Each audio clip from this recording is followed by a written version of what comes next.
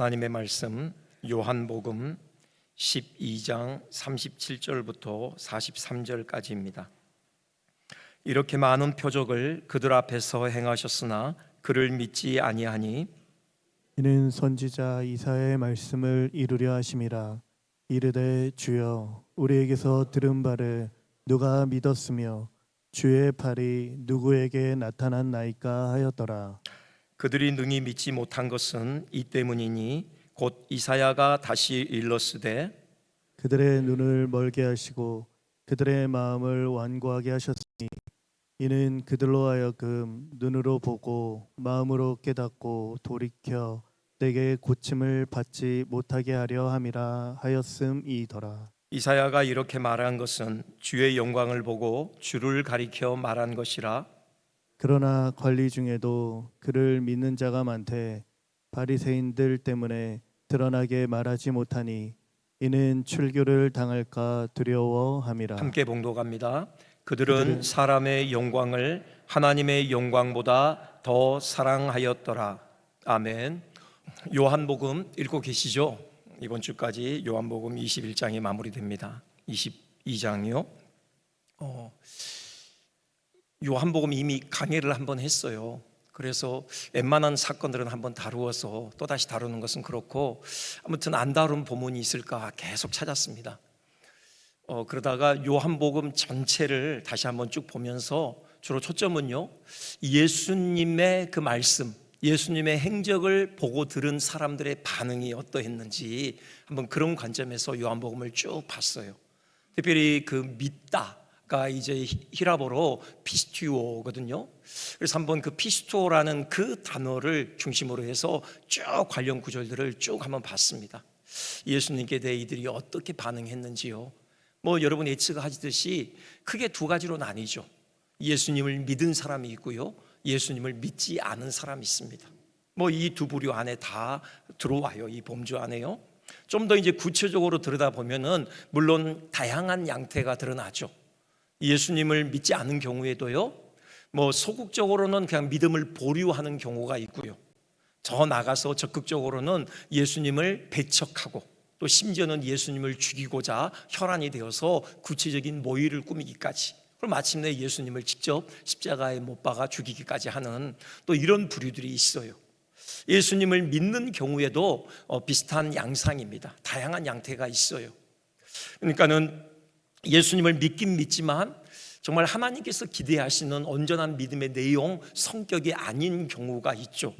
그 예수님의 그 희한한 기적 앞에 감탄하면서 그 기적이 어떻게 내가 좀 혜택을 받을까, 그렇게 예수님께 찾아오는 사람들이 있고요, 좀 더 나가서 하나님의 선지자로 그렇게 예수님을 믿는 사람들도 있고, 더 나가서 정말 하나님께서 기대하시는 참 믿음, 예수님을 하나님의 아들로 알고 그 앞에 합당하게 엎드려 경배하는 또 이런 믿음의 사람들도 이렇게 기록이 되어 있습니다. 오늘은요, 이 예수님께 대한 다양한 반응을 통해서 예수님을 믿는다는 것이 뭔가 한번 정리를 해보고 싶습니다. 특별히 시간이 이렇게 많은 시간 허락되지는 않아서요, 부정적인 측면에서 예수님을 믿지 않은 사람들, 그들은 왜 예수님을 믿지 않았을까, 좀 그 이유를 들여다보면서요, 역으로 예수님을 믿는다는 것이 뭔가 한번 이런 관점에서 한번 요한복음을 찾아보고요, 특별히 요한복음 12장에 좀 집중을 해보겠습니다. 먼저요, 우리는 본문을 통해서 믿음이란 성령의 조명하심의 결과이다, 우리는 이 사실을 다시금 확인하게 되어져요. 사실 예수님을 만나고서도, 예수님의 말씀을 듣고 예수님의 탁월한 이적 행하심을 보고서도 예수님을 믿지 않았다, 이게 참 놀랄만한 일이에요. 그렇잖아요. 예수님께서 하나님의 아들이시잖아요. 비록 우리와 같은 사람의 몸을 입으심으로 그 영광이 현저히 가려지긴 했지만 그래도 하나님의 아들로서의 영광을 지니고 계셨던 것은 분명해요. 요한복음 1장 14절 보면요, 말씀이 육신이 되어 우리 가운데 거하심에 우리가 그의 영광을 보니 아버지의 독생자의 영광이요 은혜와 진리가 충만하더라. 사도 요한은 이렇게 선포해요. 비록 육신을 입으셨더라도 하나님의 아들로서의 영광이 드러나지 않을 수 없었다라는 것이죠. 은혜와 진리의 빛이 예수님에게서 충만하게 비쳤다라는 것입니다. 예수님의 말씀에는요, 신령한 영적인 권위가 서려 있었어요. 이제껏 사람들이 느껴보지 못한 그 권위가 예수님의 말씀에서 뿜어져 나왔던 것이죠. 누가복음 4장 32절, 그들이 그 가르치심에 논란이 이는 그 말씀이 권위가 있음이로라. 예수님께서 행하신 이적 말할 것도 없죠. 요한복음에요 7가지 예수님의 이적이 소개되어 있어요. 첫 번째 이적, 가나 혼인잔치에서 물을 포도주로 변화시키신 사건이죠. 그리고 마지막 이적, 7번째 이적이요, 그 나사로, 죽은 지 나흘이나 된 나사로를 무덤에서 일으키신 바로 그 사건입니다. 물론 이 7가지 이적 외에도 많은 이적을 행하셨어요. 사도 요한이 밝히고 있어요. 요한복음 20장 30절 보면요, 예수께서 제자들 앞에서 이 책에 기록되지 아니한 다른 표적도 많이 행하셨다, 그렇게 진술을 하고 있습니다. 왜 7개만 기록을 했는가? 7이라는 숫자가 가지고 있는 상징성 때문이죠. 7은 완전수잖아요.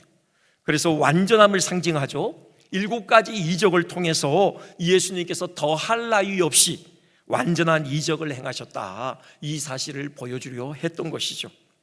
그런데도 그 권위가 서려있는 주님의 말씀을 듣고 그 특별한, 그 신성이 묻어나는 그 특별한 이적들을 보고서도 사람들이 예수님을 믿지 않았다. 전 이게 기적 같아요. 이게 놀라운 일이죠. 예수님께서 행하시는 그 탁월한 이적을 보고도 예수님을 받아들이지 않았다. 정말 놀라운 일입니다. 날 때부터 소경되었던 사람이 눈이 떠지고요, 또 죽은 지 4일이나 되었던 나사로가 무덤에서 걸어 나오는 것을 그들 눈으로 똑똑히 보면서도 예수님을 믿지 않았다. 정말 놀라운 일이 아닐 수 없어요. 사도 요한도 역시 이 점에 놀랐던 것 같아요. 여기 12장 37절 보면요, 이렇게 많은 표적을 그들 앞에서 행하셨으나 그를 믿지 아니하니, 그 의아함이 담겨 있잖아요. 아니 어떻게 이런 많은 표적을 보고서도 예수님을 믿지 않을 수 있단 말인가? 그 의아함이 담겨 있는 표현입니다. 그 이유에 대해서 지금 본문은요, 이사야 선지자의 말씀을 인용하여 진술을 하고 있어요. 39절부터 보면요, 그들이 능히 믿지 못한 것은 이 때문이다. 곧 이사야가 일렀으되, 이렇게 돼 있죠. 이사야 선지자가 이 기이한 현상에 대해서 이미 오래전에 예언을 했었다는 것이죠. 그 예언이 이루어진 결과라는 것입니다. 그 예언이 뭐죠? 39절 뒷부분에 나오죠. 그들의 눈을 멀게 하시고 그들의 마음을 완고하게 하셨다. 이사야가 예언했어요. 그들의 눈을 하나님께서 멀게 하실 것이다. 그들의 마음을 완고하게 하실 것이다. 보아도 보지 못하게 하고 그들의 마음으로 깨달아서 돌이킴을 받지 못하게 하실 것이다. 지금 그 예언이 성취된 결과다. 사도 요한은 그렇게 분석을 하는데요, 이게 우리가 오해해서는 안 됩니다. 하나님께서 그냥 사람들의 눈을 애써 가리게 하셨다, 무슨 심술을 부려서 그냥 눈을 멀게 해서 예수님에게서 뿜어져 나오는 그 영광을 보지 못하게 했다, 그런 의미가 아니에요. 그냥 사람들의 마음에 완고함을 불어넣으셔서 그 예수님의 신령한 권위가 서려 있는 말씀을 받아들이지 못하게 했다, 지금 그런 말씀이 아닙니다. 이건요, 하나님께서 은혜 입히심을 간과했다, 그런 의미예요. 은혜를 베푸시지 않으셨다, 그냥 놓아두셨다, 그런 의미예요. 그냥 하나님이 은혜 입히시지 않으면 이렇게 되는 거예요. 사람들은 다 눈이 멀어서 그 예수님에게서 뿜어져 나오는 하나님의 아들의 영광을 못 본다는 것입니다. 하나님께서 은혜 입히시지 않으면 그 마음이 돌덩이처럼 딱딱하게 굳어서 도무지 예수님의 말씀을 받아들일 그런 여지를 갖지 못한다라는 것이죠. 그래서요, 우리가 예수님을 바로 믿으려면은 하나님의 은혜가 필요하다. 우리는 그 사실을 여기서 분명하게 확인하게 돼요. 우리의 닫혀있는 영의 눈을 여시고 굳어진 마음을 기경하시는 그 하나님의 은혜가 필요한 것이죠. 예수님께서는요, 이 본문에서 이 은혜를 하나님의 가르치심으로 그렇게 표현하셔요. 여기 6장, 요한복음 6장 44절부터 보면 그렇게 되어 있죠. 나를 보내신 아버지께서 이끌지 아니하시면 아무도 내게 올 수 없다고 해요. 다 하나님의 가르치심을 받아야 된다는 거죠. 아버지 하나님께 듣고 배운 사람마다 예수님께로 나오게 될 것이다. 그렇게 예수님께서 직접 말씀하십니다. 이걸 신학적인 용어로 성령의 조명하심이다, 그렇게 불러요. 결국 우리가 예수님을 믿기 위해서는 뭐가 필요하냐? 성령의 조명하심, 하나님의 가르치심이 필요하다라는 것이죠. 혹시 우리 중에 예수님을 하나님의 아들이시오 구원자 되심으로 온전히 받아들이고 계십니까? 여러분 다 그러시죠? 그러면 우리 하나님께 감사해야 합니다. 우리가 예수님을 믿게 된 것은요, 다른 사람보다 더 좋은 눈을 갖고 태어나서가 아니에요. 다른 사람보다 더 겸손하고 부드러운 마음을 가지고 태어났기 때문이 아닙니다. 전적으로 하나님의 은혜예요. 하나님께서 우리에게 가르치심을 베푸셨기 때문이죠. 성령께서 우리에게 조명하심의 은혜를 부어주셨기 때문에 그래요.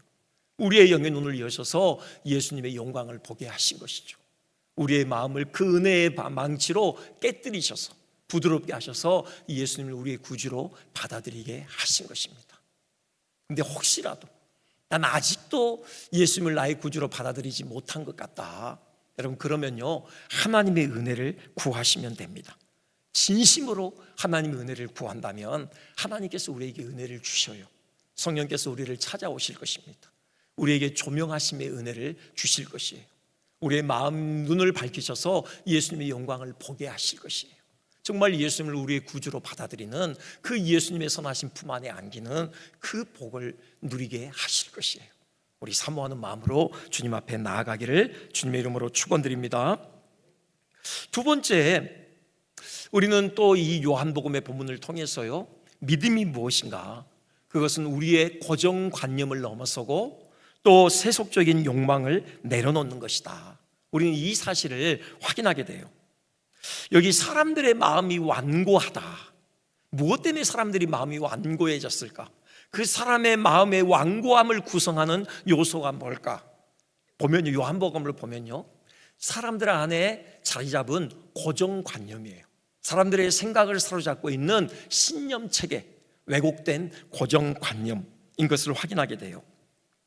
요한복음 6장에 보면은 제자들이 예수님의 말씀을 듣다가요, 자기들끼리 불평하며 수군거리는 장면이 나와요. 이렇게요, 이 말씀이 어렵도다, 누가 들을 수 있느냐. 예수님께서 알아차리시죠. 그리고는 제자들에게 이렇게 물으셔요. 이 말이 너희에게 걸림이 되느냐? 이제 그 나눠줄을 보면요, 이 말이 너희를 실족하게 하느냐, 그렇게 되어 있어요.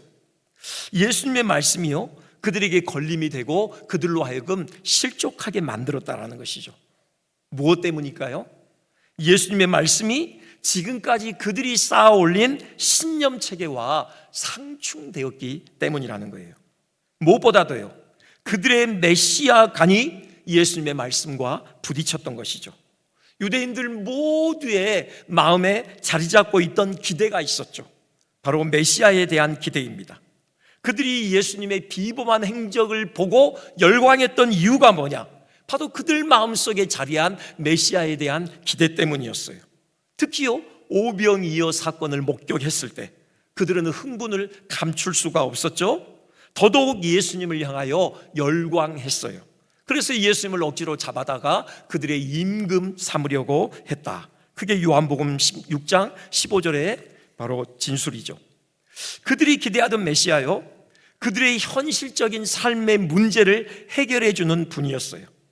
무엇보다도 경제적인 문제, 먹고 사는 문제를 해결해 주는 분으로 그들은 기대했던 것이죠. 여러분, 예수님께서 사탄에게 광야에서 시험 받으실 때 그 돌로 떡을 만들어 먹으라, 자주 말씀드리지만 그것도 바로 그 유대인들의 메시아 기대와 관련이 있는 것이죠. 돌로 떡을 만들어 먹는다, 이건 먹고 사는 문제를 해결해 주는 거예요. 경제적인 문제를 해결해 주는 것이죠. 그것 먼저 보여줘라. 백성들의 기대에 부응하라는 것입니다. 그런 백성들이 너를 따를 것이다. 지금 그런 시험이었던 것이죠. 그들의 눈앞에서요, 오병이어 사건이 펼쳐졌어요. 그 보리떡 5개와 물고기 2마리로 수만 명의 사람들이 배불리 먹었다고요. 여러분, 그러니 예수님이야말로 그들이 기대하던 메시아가 틀림없다는 확신 가운데 예수님을 억지로 잡아 왕으로 옹립하려고 했던 것이죠. 그런데 예수님께서 그들의 기대를 깨뜨리셔요. 그들의 그 생각이 잘못되었다 지적하시거든요. 요한복음 6장 27절 보면요, 썩을 양식을 위하여 일하지 말라고 하셔요. 메시아에게 기대할 것은 썩을 양식이 아니라는 것이죠. 예수님께서 메시아는 맞는데 메시아로서 그들에게 안겨주고자 하는 양식은 단지 그들의 육체의 배를 불리는 썩을 양식이 아니라는 것이죠. 그보다는요, 영생하도록 있는 양식을 위하여 일하라고 하셔요. 영의 양식을 기대하라는 것이죠. 영혼의 문제에 초점을 맞추라는 것입니다. 예수님께서 그들에게 안겨주실 양식, 바로 그 영의 양식이다. 예수님 분명하게 선언하셔요. 요한복음 6장 51절 보면요, 이 영의 양식을 어떻게 주시는가? 예수님께서 친히 그 몸으로 속죄제사를 드리심으로, 속죄제물로 그 몸을 내어줌으로 영의 양식을 그들에게 안겨주신다 밝히셔요. 그게요, 지금요, 나는 하늘에서 내려온 살아있는 떡이다라는 것이죠. 사람들이 이 떡을 먹으면 영생 안 돼요. 내가 줄 떡은 세상의 생명을 위한 내 살이라고 하셔요. 바로 속죄제사, 예수님의 십자가 희생이 전제되어 있는 것이죠. 속죄제물로 내 몸을 내어줄 것이다. 너희들의 죄의 문제가 해결될 때 하나님의 생명이 다시금 너희에게 부어질 것이니 바로 내 몸을 희생제물로 드려서 죄의 문제를 해결할 것이다. 지금 그 말씀을 하고 계신 것이죠. 이것이 걸렸어요, 유대인들에게. 지금 제자들이요, 이 말씀이 어렵도다.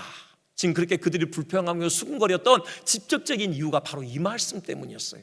그들은 이해가 안 되는 것이죠. 왜요? 그들의 메시아에 대한 왜곡된 고정관념이 그들의 생각을 딱 붙들고 있었거든요. 그러니 도무지 예수님께서 생명의 떡으로서 당신의 살을 주어 먹게 하시겠다, 이걸 이해할 수가 없었던 것이죠. 사실요, 이 말씀이 유대인들에게 이해 못될 말씀은 아니에요. 이건요, 그들은 끊임없이 성전에서 속죄제사를 드려왔잖아요. 속죄제사만 생각하면은 예수님의 이 말씀이 충분히 이해될 수 있어요. 속죄제사가요, 모든 속죄제사의 제물이 다 진 밖에서 불로 태워지는 거 아닙니다. 특별히 그 피가 성소에 들어간 경우에만 그 고기가요, 다 진 밖에서 통째로 태워져요.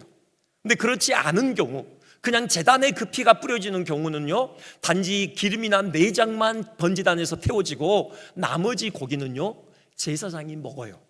제사장이 먹어서 그 죄를 없애는 이 기능을 했던 것이에요.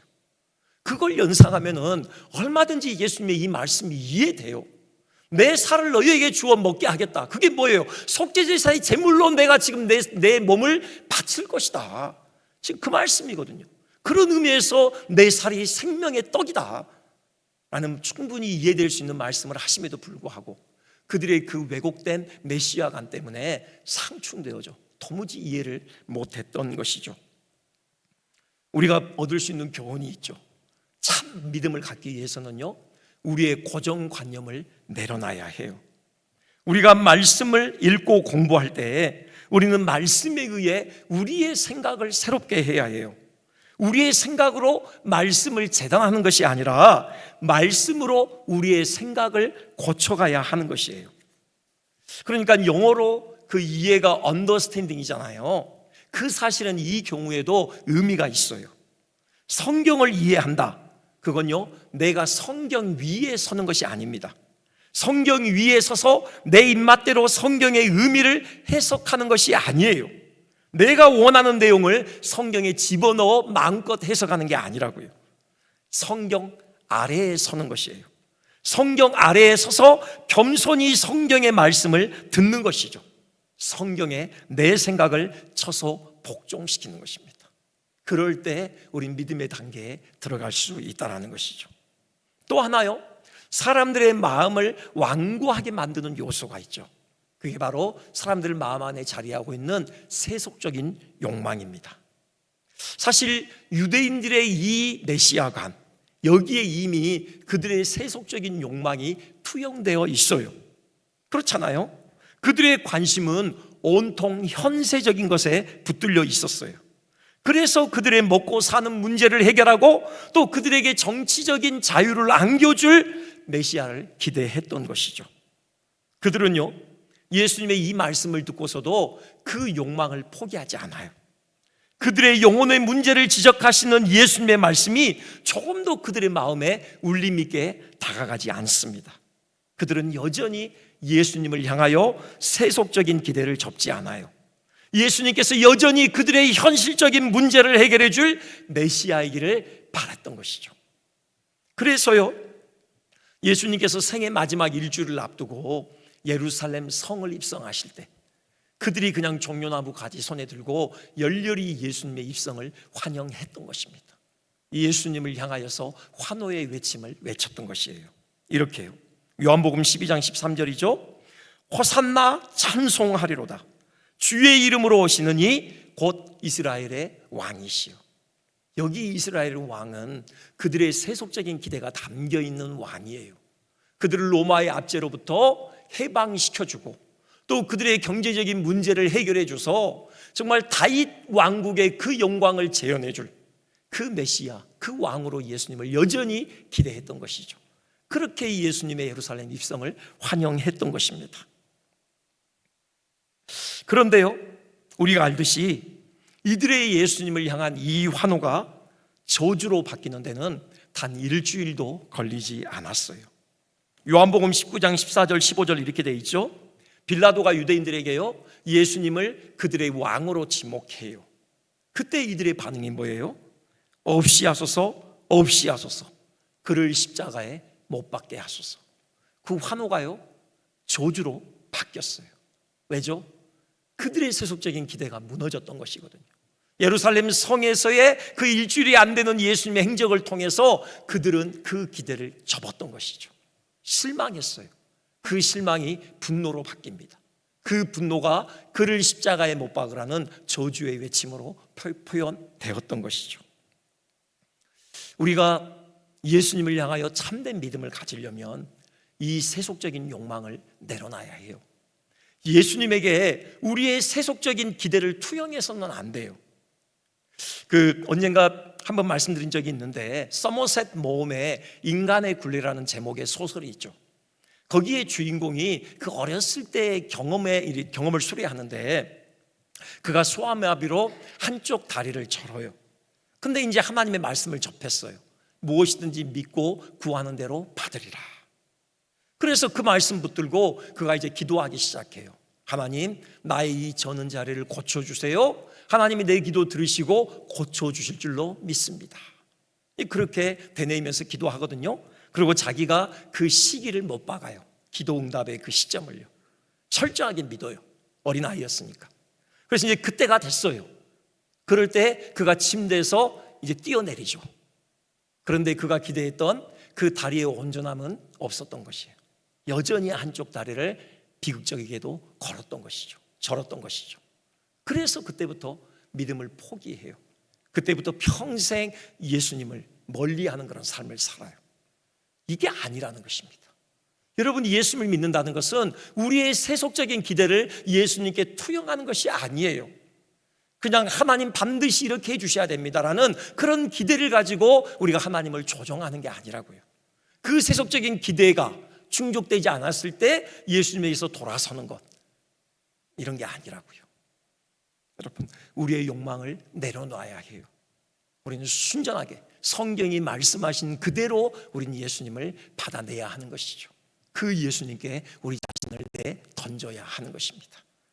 이것에 의해서 참 믿음이 시작되고 그때서야 비로소 예수님의 그 참된 영광을 목도할 수 있는 것입니다. 마지막 세 번째요, 우리가 또 요한복음의 본문을 통해서 확인하게 되는 믿음의 실제, 그건요, 예수님과 세상 사이에서 머뭇거리지 않는 것이에요. 이 예수님께 온전히 우리의 인격을 바쳐드리는 것, 이것이 참 믿음이다. 우리는 이 사실을 확인하게 돼요. 여기 오늘 12장 우리가 봉독한 본문에 보면은 또 한 부류가 나오죠. 이들은 예수님을 믿었어요. 그런데 그 믿음에 대한 내용을 보니요, 뭔가 좀 어설퍼요. 여기 42절 보면 이렇게 돼 있죠. 그러나 관리 중에도 그를 믿는 자가 많되 바리새인들 때문에 드러나게 말하지 못하니 이는 출교를 당할까 두려워함이라. 예수님을 믿기는 믿었어요. 그런데 자기가 믿는다는 사실을 공개적으로 드러내지 못하죠. 꽁꽁 감춰요. 이유가 뭡니까? 출교를 당할까 두려웠다고 해요. 바리새인들이 이미 누구든지 예수님을 믿으면 출교할 것이라 공고했거든요. 출교, 회당에서 쫓겨남을 의미하죠. 단지 회당 예배에 참여하지 못한다, 그 정도는 아니잖아요. 이건요, 그 공동체에서 내침을 당하는 거예요. 직장 쫓겨나요. 심지어는 가족들에게도 외면을 받는 그런 불상사가 벌어질 수 있는 것이죠. 그게 두려웠다라는 거예요. 특히 이 사람들은 관리라고 하잖아요. 높은 관직에 있던 사람들이죠. 고위직 공무원들이었어요. 그 자리에 오르기까지 이들이 얼마나 수고를 많이 했겠습니까? 예수님을 믿는다는 것이 발각되면요, 그 자리를 빼앗기게 돼요. 지금껏 힘들게 쌓아올린 그 탑이 한순간에 무너져 내리는 아픔을 겪어야 하는 것입니다. 그래서 바리새인들 앞에서는 예수님을 안 믿는 척 하고 있었던 것이죠. 자, 이 사람들에 대한 성경의 평가가 있죠. 43절. 그들은 사람의 영광을 하나님의 영광보다 더 사랑하였더라. 하나님의 영광보다요, 사람의 영광을 더 사랑했다라는 거예요. 이런 거죠. 이 사람들은 분명 예수님을 믿고 천국에는 가고 싶어요. 그렇다고 이 땅에 사는 동안 세상 영광은 포기할 수 없는 것입니다. 구원과 세상 영광 둘 다를 손에 쥐고 싶어 했던 것이죠. 이런 경우요, 우리는 속된 말로 양다리를 걸친다고 해요. 예수님과 세상에 양다리를 걸치고 싶었던 것이에요. 그런데요, 믿음의 문제는 양다리를 걸칠 수 있는 문제가 아니에요. 예수님과 세상의 거리가 만만치 않거든요. 한 1m? 아니요. 하늘과 땅만큼의 거리예요. 도무지 양다리를 걸칠 수 있는 거리가 아니라고요. 그러다가는 다리가 찢어지고 마는 것이죠. 그게요, 예수님의 경고예요. 누가복음 9장 62절 보면요, 예수께서 이르시되 손에 쟁기를 잡고 뒤를 돌아보는 자는 하나님의 나라에 합당하지 아니하니라. 분명하게 경고하셨어요. 손에 장기 잡고요, 자꾸 세상 영광에 흘끔흘끔 이렇게 곁눈질 하면은 그 사람은 하나님의 나라에 합당하지 않은 사람이다. 분명하게 예수님 경고하십니다. 또 이렇게도 경고하시죠. 요한복음 12장 25절입니다. 우리 한번 같이 한번 읽어볼까요? 자, 시작.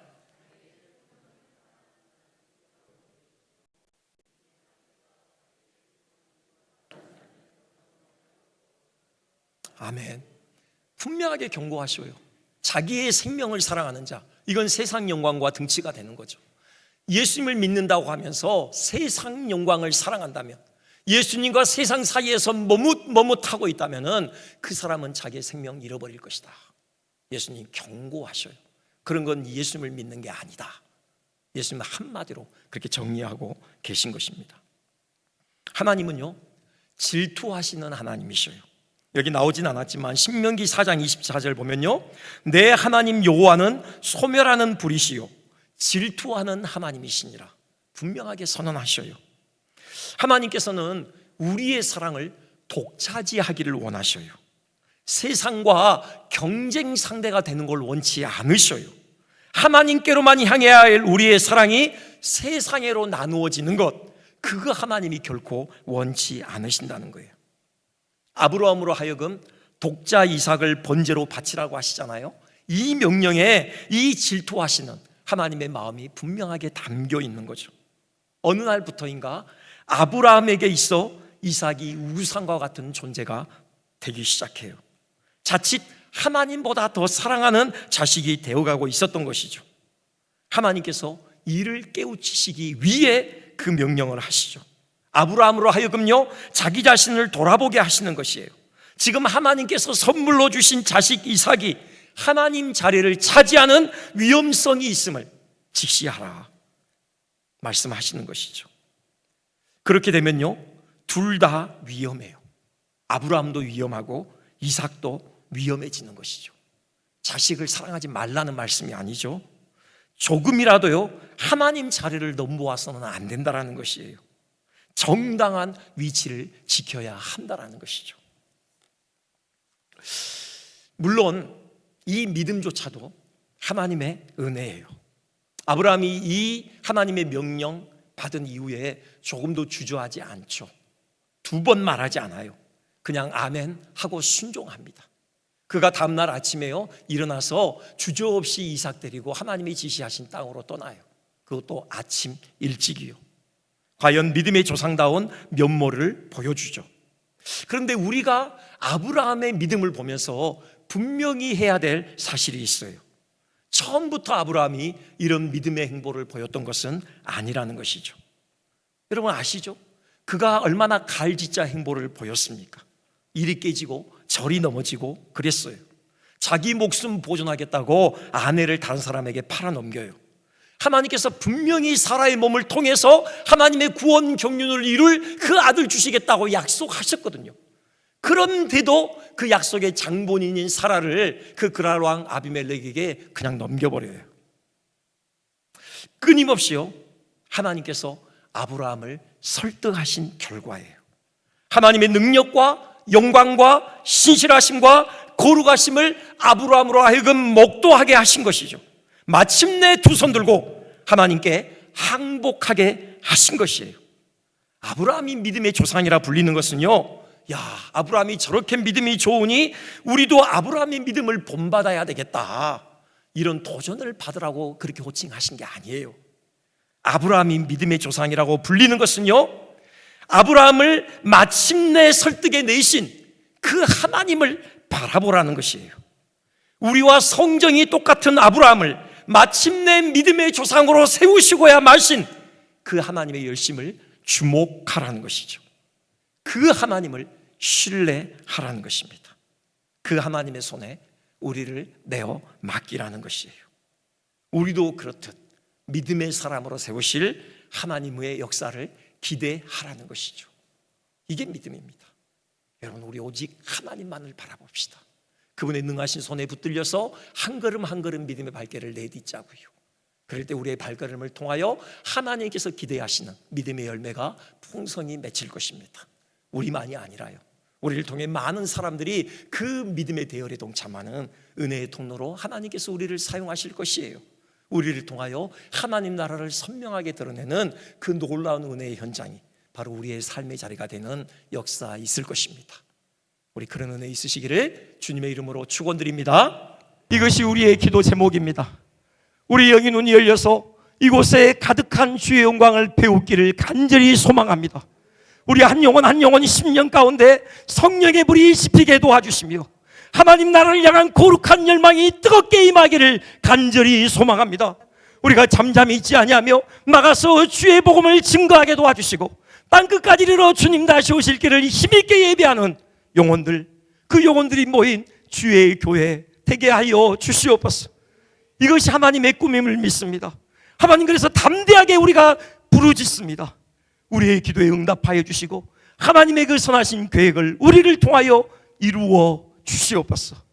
그 부흥의 날을 속히 목도하기를 간절히 기대하며 열망하며 예수님의 이름으로 기도합니다.